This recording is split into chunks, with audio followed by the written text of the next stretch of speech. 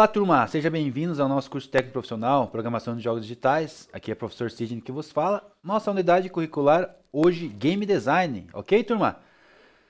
E tudo bem com vocês aí? Como que vocês estão? Prova Paraná, todo mundo foi bem? Tudo tranquilo? Ansiedade baixa? Como que vocês estão? Me digam lá. Me digam lá que a expectativa de vocês, como que foi, o que vocês têm de bom para falar aí. E nossa aula vamos dar sequência e continuidade aqui na mecânicas de jogabilidade, né? Uma maratona meio longa aqui, né, turma? Faz alguns dias, né? Algumas aulas a gente está falando de mecânicas de jogabilidade. Dentro dessas mecânicas de jogabilidade temos as nossas atividades e nosso GDD ali, tá ok? E essa aula aqui é a sequência da aula anterior, nossa aula 24, vem se prolongando, né? 24 virou 25 e agora 26. Continuação aí de mecânica e jogabilidade, porque temos várias partes aí dessa sequência aí. É uma série mesmo, né? É uma minissérie aí sobre mecânicas de jogabilidade, beleza? E a aula anterior a gente ficou falando sobre...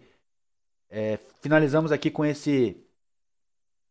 essa pergunta aqui no chat, né? Se tá um jogo que você joga que muda o estado, né? Do inimigo, uma arma, uma porta. Já falamos de portais. Falamos bastante coisa aí que altera e influencia na jogabilidade, na nossa dinâmica do jogo, né? Objetos e estado de jogo que influenciam aí na nossa jogabilidade, ok? Estão lembrados? Vamos retomar aí então. E a aula de hoje vamos dar sequência aqui que ficou pendente. A gente fechar esse conceito aí, agora falta pouco. Mas ainda temos outras partes, outras influências mecânicas aí dentro do jogo que a gente vai ver dentro de Game Design, ok? Então, vamos dar sequência aqui, então vamos falar de Lock and Key, tá? Então, após compreendermos as ações que podem alterar o estado do nosso jogo, né? Através ali de objetos deixados dentro do cenário do jogo, né? Da construção ali do jogo, do design. Podemos destacar que há algumas mecânicas específicas para essas alterações, como a gente está vendo já nessa série aí que nós estamos maratonando aí, tá ok? Então, a próxima aqui que nós vamos ver é chave fechadura, lock and key. Quando ocorre isso, né? Se alguém pode me dizer, alguém já sabe, já viu, tem algum jogo aí de referência, pode me dizer, tá? A gente vai usar bastante referência de vocês e como igualzinho da aula anterior. Aula anterior vocês estão de parabéns, a gente teve bastante participação aí, bastante jogos demonstrando essa experiência aí sobre a mudança, a influência de estado de jogo aí com objetos, tá bom? Vamos lá então. Então, quando acontece um lock and key é quando o objeto se encontra em um estado de inatividade até que uma chave seja utilizada para isso. Pode ser um botão pressionado, uma alavanca movimentada ou um quebra-cabeça resolvido. A partir daí desse estado, né, passa a ser ativo, mudando completamente as características aí do objeto em questão ou do cenário do jogo, ok? Aqui nós temos uma alavanca aqui, né? Temos uma alavanca aqui mostrando aqui um estado de um jogo que provavelmente vai abrir uma porta aqui para uma outra etapa, um outro cenário aqui dentro do jogo, ok? Eu comentei com vocês a aula passada, não lembrei ainda o nome. Esses dias fiquei sem pegar o videogame. Mas eu falei pra vocês do exemplo lá que um play que eu jogava, né, um jogo que eu comprei e tava jogando, onde tem dois personagens, você joga com os dois, né? Um ele é por IA, ele segue você, mas ele funciona ali por IA. Ele tem as suas ações feitas ali automaticamente. E outras ações você consegue comandar. Uma das ações é quando você aperta o botão e troca de personagem. Você consegue trocar, né? Ser um personagem e ser outro ao mesmo tempo, né? Apenas mudando ali. E uma das passagens de jogo que eu tinha lá, eu tinha que puxar uma alavanca. Só que essa alavanca, ela tinha que ser segurada, né? E como eu queria fazer isso? Bom dia, Yali, tudo bem? E como que a gente fazia isso, né? Então um personagem segurava a alavanca, eu apertava o botão, trocava para o outro personagem fazia a fase e tudo se resolvia. Então, há algumas mecânicas assim de jogos que usam esse tipo, né, de influência aí, tá? Se você tiver alguma dica aí, pode falar. Professor Nicola, quer falar alguma coisa? Não? Tem algum jogo aí que você pode indicar? Fala, Ber, tudo bem? Tudo bem, tudo bem. Bom dia, Luiz Victor. Então estamos falando aqui de Lock and Key. Se você tiver algum jogo aí, Granny, Luiz. Luiz Carlos falou Granny, né? Qual que é a ideia desse jogo do Granny? Fala pra nós aí. Vamos dar uma olhada aqui, né? Ei, Caio. Obrigado pelo elogio, meu querido. São seus olhos.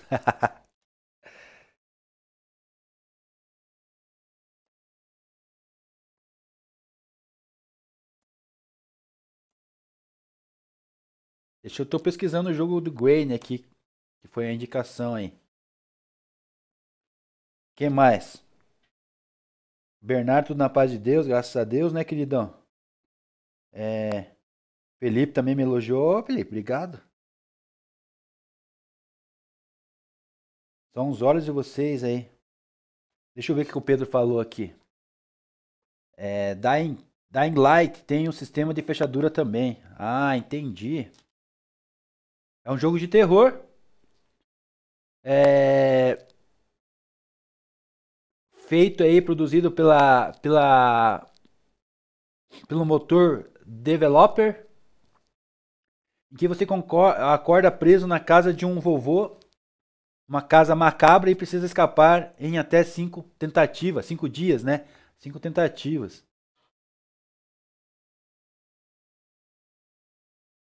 É isso aí, tô dando uma olhada aqui no jogo aqui. Isso aí, vou dar uma olhada nesse jogo aí, vou jogar pra ver como que funciona aí a mecânica dele, a construção dele. Obrigado, Pedro. Obrigado, meus queridos. Eu acho que é a câmera aqui desse estúdio aqui que proporciona isso aí. Eu tô no outro estúdio aqui agora, tô no estúdio 3. Então, ou são os olhos de vocês mesmo. Vamos voltar aqui.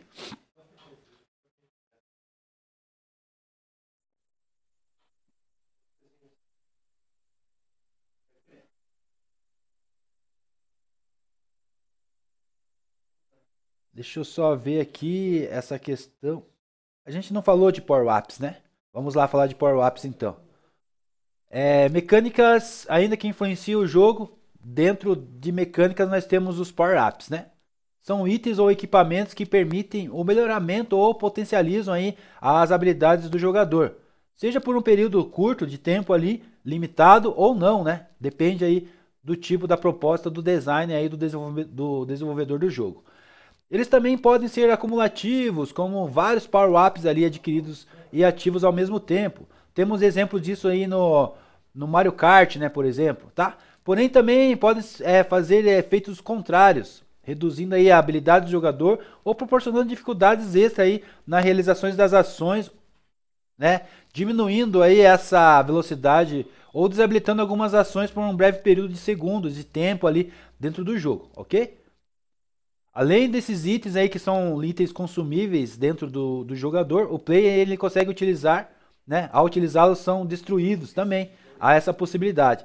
Esse tipo de mecânica também é atribuída aos itens equipáveis. Também encontramos isso dentro dos jogos, tá? Eles são aqueles que o jogador pode utilizar enquanto os possuir ou para equipar ou alterar aí, atributos do personagem, né? Então ele pode armazenar e guardar esses equipáveis aí e usar conforme ele queira usar durante o jogo.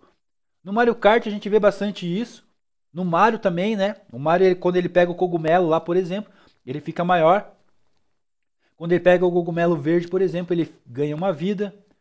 Quando ele pega a estrela da invencibilidade lá, ele fica rápido e ninguém pode tocá-lo, matá-lo. No FPS a gente tem o kit de cura, temos kit lá ou escudos temporários. Também outros exemplos aí de power-ups a gente pode encontrar no Troll, né? Tipo, pode ser de trollagem, né? De Troll, que a gente encontra assim no Mario Kart, que é um exemplo que eu dei pra vocês. Que solta as bananas ali durante a corrida, né? Isso pode atrapalhar às vezes mais do que ajudar. Dentro desse ponto de vista aqui, vocês têm mais algum jogo que vocês conseguem enxergar esse tipo de mecânica aqui, desse tipo de objeto que influencia no jogo. Esses chamamos de power-ups. Alguém aí consegue também trazer uma dica, uma indicação, alguma coisa assim?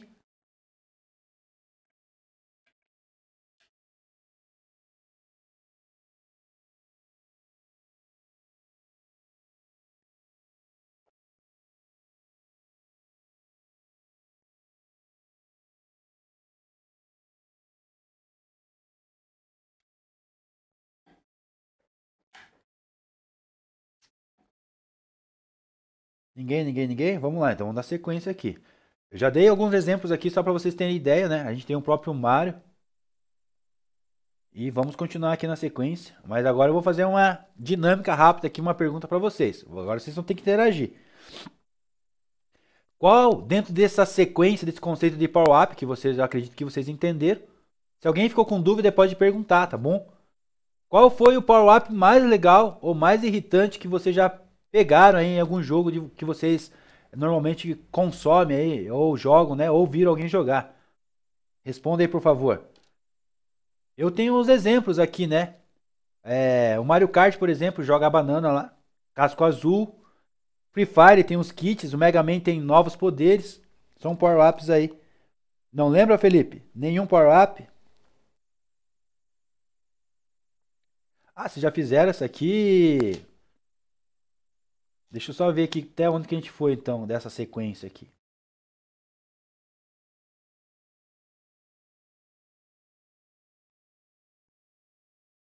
Deixa eu só ver aqui se eu tô...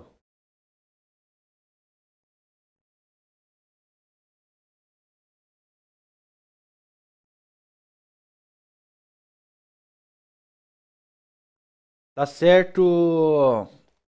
Tá certo, Bernardo. A sequência era aqui daqui pra frente, quer ver, ó? A gente parou na metade aqui desse conceito aqui. Então a gente foi aqui até essa dinâmica que a gente fez. A gente fez a mini atividade aqui. Vocês criaram.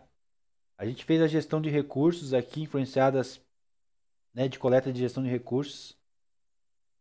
A gente fez aqui o craftar. Lembra? A gente fez bastante pergunta aí. O Minecraft foi o maiores dos exemplos aí. Agora eu tô lembrando.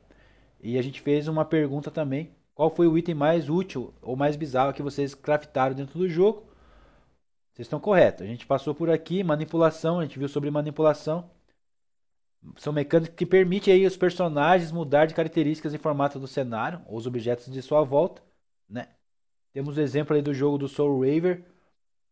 Temos lá o Legend of Zelda, né? O Zelda. Minecraft, Soul Raver, são aí exemplos aí que a gente tem essas mecânicas aí de manipulação, tá? Fizemos essa atividade aqui, a última, é verdade, Bernardo. A gente parou aqui, ó. Se vocês pudessem manipular o mundo do jogo, o que poderiam, né? Cenário, tempo, objetos, personagens. E a gente ficou parado aqui, né? Cada grupo inventa uma mecânica de manipulação criativa, o que pode ser manipulado, qual efeito gera no jogo, né? Trocar o dia pela noite, inimigos ficam mais fortes, mais tesouros aparecem. A minha dúvida aí, Bernardo, me ajuda aí. A memória do professor falhou aqui, né? Vocês fizeram essa atividade aqui? Deixa eu só dar uma olhada aqui no Classroom.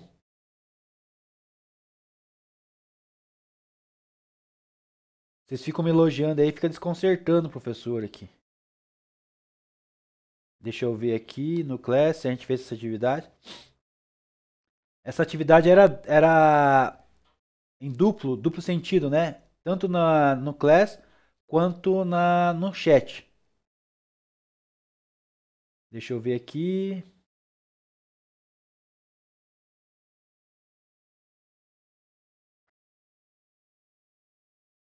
Minha atividade número 2. Mecânica.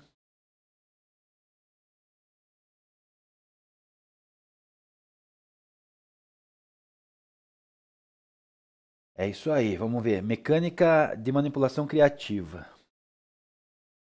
Isso aí, vocês fizeram. 15 me entregaram. Né? Quem ficou pendente comigo? Caio, Felipe, Jennifer, Leonardo, Luiz Afonso, Luiz Vitor, Sophie, Thaís e as duas Yasmin. Beleza? Estão em dívida com o professor aí, tá? Lembrando que semana que vem nós temos prova, tá? Esse conceito aqui, esses conteúdos aqui vão estar caindo na prova. Foi até bom eu repassar aqui de novo com vocês, sem querer querendo, né? Sem querer querendo, a gente review de novo aqui. E a gente deu continuidade aqui, ó. Tá aqui. Eu até tinha anotado aqui já a página aqui do PowerPoint, onde que a gente deveria continuar. Mecânica e jogabilidade, continuação, aula 27. Essa aula aqui, mecânica e jogabilidade, ela tem várias partes, porque ela é bem comprida, sabe? Ela é grande, é extensa. E eu dividi ela em várias partes, e aí a gente acaba se perdendo aí nessas questões aí. Mas aqui, ó, tinha marcado aqui o início da aula 27 daí, que seria essa aula aqui, na verdade. Tá? O slide lá começou com 26, corrigindo aí vocês então ao vivo aí. A gente tem a aula 27 a partir dessa mecânica aqui agora, tá? Essa mecânica é influenciada pela sorte aqui.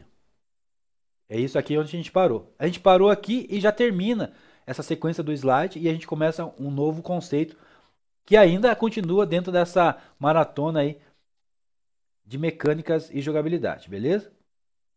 Então, para fechar aqui essa parte aqui, essa etapa aqui, vamos falar sobre mecânicas relacionadas, né, à sorte aqui, à incerteza do jogo, né? E os eventos aqui de probabilidades que são aleatórios aqui que favorece aqui esse fator surpresa, esse fator de imprevisibilidade que está dentro do nosso jogo aqui, né? Intimamente ligado à diversão de um jogo. Uma vez que o jogador gosta de ser surpreendido, de ser desafiado, de desvendar mistérios dentro do jogo e aprender mais sobre o mundo do que está explorando. Então, essa influência da sorte ela é bem usada dentro, né, das mecânicas aí, dentro da construção e desenvolvimento de um jogo. Existem diversas formas de implementar o fator incerteza, e uma delas está relacionada às ações que têm a probabilidade de ser bem-sucedidas. Exemplos aqui que nós temos em jogos de basquete, o arremesso executado tem uma chance de ser convertido em cesta ou não. E essa chance depende de vários fatores. Vamos lá, né? Entender como que funcionam esses fatores. Tem questão da habilidade do jogador, o uso do controle, e se ele está sendo fortemente marcado pela defesa ou não. Aí pode ser para o adversário versus players, né? Algum player aí, convidado, amigo ou online, multiplayer jogando com ele, ou a própria IA ali fazendo a questão do adversário, né? E também a distância para a cesta e etc. As simulações ali são bem parecidas para simular ali algo bem próximo ao real, né? Essa que é a ideia do jogo. Então essa mecânica aí a gente conhece muito bem, a gente usa bastante, os desenvolvedores e os games design usam bastante também para proporcionar aí esse sentimento aí no jogador, né? A combinação desses fatores pode ser traduzidas em uma equação que determina ali qual é a chance do jogador acertar esse arremesso ou não. Além disso, existe a probabilidade também dele ser influenciado pela geração de conteúdo, do conteúdo para o jogo com a aleatoriedade dos jogos encontrados nos baús ou pós-combates com o inimigo. Outro tipo de exemplo aí, né? Tá? Onde que a gente pode encontrar esse tipo de mecânica aí, turma? Qual o tipo de jogo aí que você conhece que a gente pode encontrar esse tipo de mecânicas influenciado aí a nossa jogabilidade? Essa mecânica é sorte, né? Tá? Aqui nós temos exemplos ali de basquete, né? Que falamos agora. Essa mecânica sorte dá o tempero aí para os nossos jogos, né? Lote aleatório em baús, tipo o exemplo Zelda e o Diablo, né? Itens imprevisíveis lá no exemplo do Mario Kart, né? Nós temos também. O temido casco azul, né? Do Mario Kart. Quem joga Mario Kart aí? E a chance de crítico em RPGs, aqueles golpes que tira 999 mil danos, né? 999 mil de danos ali da vida da pessoa. A sorte também mantém a imprevisibilidade e dá aquele frio na barriga também, né? Então essa é o sentimento aí que essa mecânica sorte aí tem que causar dentro do jogo. Algum exemplo de jogo aí que vocês conhecem que tem essa influência, turma? Né? Aqui nós temos o jogo de basquete aqui que nós falamos para você que tem essa característica de influência sorte. E alguns outros jogos aqui, né? Não sei se vocês conhecem esses outros jogos aqui.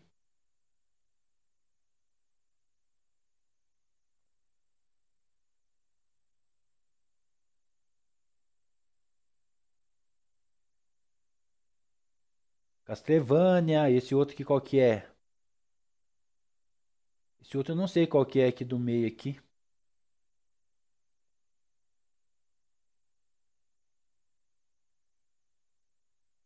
Esse aqui é bem conhecido, né, turma, de vocês aí.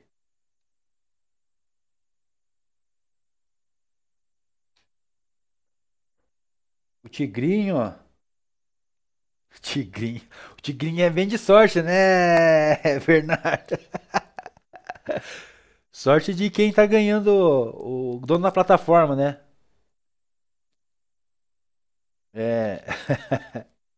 Tá, vocês estão brincando, mas vocês entenderam aí, né? A dinâmica da jogabilidade da mecânica sorte, né? Então esses jogos aqui, a Castlevania e esse outro jogo que eu não lembro qual que é.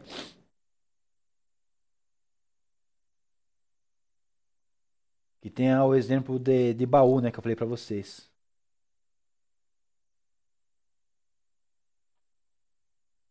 Né, Yali? E a ideia aqui agora é finalizar a aula com o nosso GDD, tá? Então, nosso GDD agora nós vamos dar continuidade nessa sequência aí, nessa etapa, e a gente vai falar sobre mecânicas e influências pelo espaço, objeto, status e sorte, tá? Então, essa que é a ideia aqui agora do nosso GDD. Então, você vai formar aí a equipe tua de novo, vai pegar o mesmo lá, o jogo teu lá, o mesmo conteúdo lá do teu documento, tá? Que está sendo criado já, tem as etapas aí, lembra? E nessa etapa aqui, ó, você vai descrever as mecânicas do seu jogo e o porquê ou como que eles são influenciados ali dentro daquele espaço por objetos, status de sorte, né? E de que forma você poder implementar isso dentro do jogo, tá? Beleza? Aqui a dica é sempre usar o mesmo documento aí da continuidade do GDD. Beleza, turma? Deixa eu só abrir a aba lá para vocês do GDD. E o que a gente viu nessa aula então, e a gente fica com o GDD. Analisamos os tipos e características de mecânicas de jogos influenciados por elementos de espaços e objetos, status e estado e sorte dentro do jogo, beleza? Então nós continuaremos aí mecânicas da mente, né? Criando aí mecânicas dentro da mente do game design na próxima aula. As referências aqui e livros que a gente pegou para essa aula são essas aqui. As links de imagens e figuras aqui está disponível também para vocês, tá? Essa aula aqui vai estar gravada, está disponível para vocês lá no nosso canal no YouTube, né? Tá? A Escola Estúdio lá dentro do YouTube. E a gente fica aqui com o nosso GDD, tá bom? Deixa eu só verificar lá no Classroom se está tudo certinho lá para vocês, liberar aqui a atividade. E bora lá produzir e entregar isso pro professor. Vamos chamar de terceira etapa essa aqui, tá? Acabei de colocar lá para vocês lá. Só vou atribuir aqui elas para vocês. E a gente tem esse prazo aí final da aula aí que já está acabando, mais um pedacinho da aula de semana que vem. Semana que vem a gente tem prova, então se terminar a prova a gente vem e fecha esse documento aqui, daí terminando a prova a gente fecha esse documento aqui. Deixa eu só colocar aqui para vocês. Atividade terceiro trimestre atribuído. Atividade atribuída lá. Tá? Deixa eu colocar minha tela aqui compartilhada para vocês verem. Bora lá. O Rodrigo vai colocar minha tela lá para vocês. Aí, tá aí. Aqui, ó, terceira etapa, tá? Vamos dar continuidade na elaboração do nosso GDD. Contemplando aí as etapas que trabalhamos na aula de hoje e na aula anterior, tá? Então é o mesmo conteúdo aí das duas aulas. E nessa etapa vocês deverão descrever mecânicas. Opa, fechei aqui. Mecânica dos seus jogos influenciadas pelo espaço. Nós falamos de objetos, status e sorte. E de que forma, né, poderão ser implementadas aí. Beleza?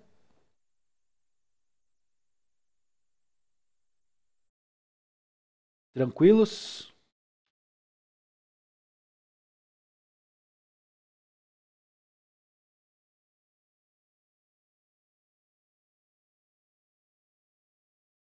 Então é isso aí, turma. Bora lá produzir esse documento aí. Temos aí 10 minutos ainda, né? Já dá para começar a fazer alguma coisa. Qualquer dúvida, qualquer pergunta, pode me chamar aqui.